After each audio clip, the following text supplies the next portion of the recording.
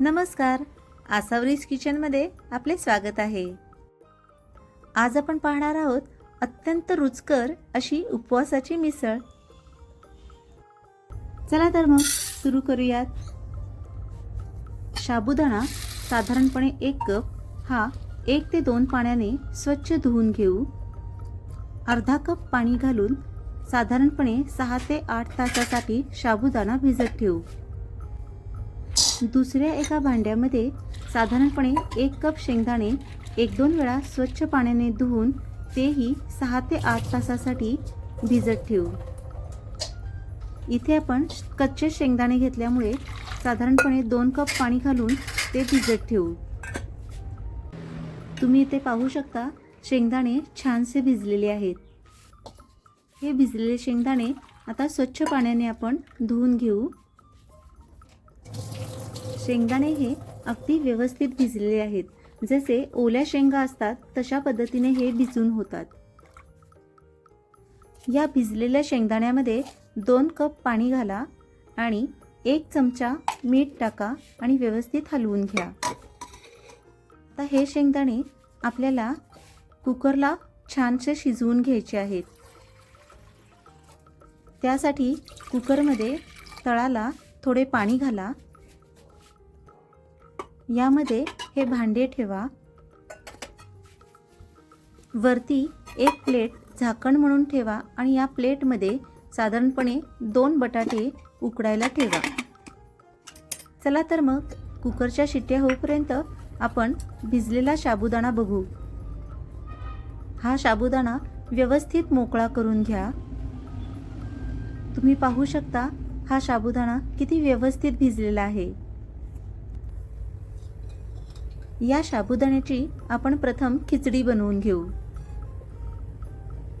त्यासाठी कढईमध्ये 1 चमचा तेल टाका। त्यामध्ये पाव चमचा जिरे टाका। यामध्ये बारीक चिरलेली हिरवी मिरची टाका आणि उकडलेला बटाटाही बारीक करून टाका। व्यवस्थित परतून घ्या। यावरती साधारणपणे पाव चमचा मीठ टाका आणि व्यवस्थित परतून घ्या।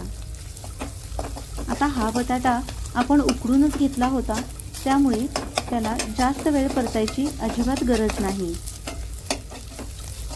सुरुवातीला आपण कुकरमध्ये 2 बटाटे उकडून घेतले होते, त्यापैकी 1 बटाटा आपण खिचडीमध्ये घालत आहोत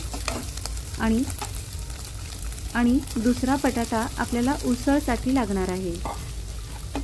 बटाटा परतून झाला की त्यामध्ये भिजवलेला शाबू व्यवस्थित मोकळा करून टाका। त्याचबरोबर 4 ते 5 चमचे शेंगदाण्याचा कूट टाका। अर्धा चमचा मीठ टाका आणि व्यवस्थित परतून घ्या। बटाटा घालून खिचडी करायची असेल तर आपल्याला बटाट्यामध्येही मीठ घालून परतावं लागेल आणि शाबू टाकल्यानंतरही मीठ घालून परतावं लागेल, तरच त्या बटाट्याच्या फोडींनाही मीठ चांगले लागते। साबुदाणा टाकून व्यवस्थित परतल्यानंतर थोडीशी कोथिंबीर टाका आणि व्यवस्थित परतून घ्या। अशा पद्धतीने प्रथम खिचडी बनवून घ्या। उपवासाची मिसळ बनवण्यासाठी प्रथम आपल्याला शाबूची अशी खिचडी बनवून घ्यावी लागेल। साबुदाण्याची खिचडी बनवताना तुम्ही तुमच्या पद्धतीने खिचडी बनवू शकता।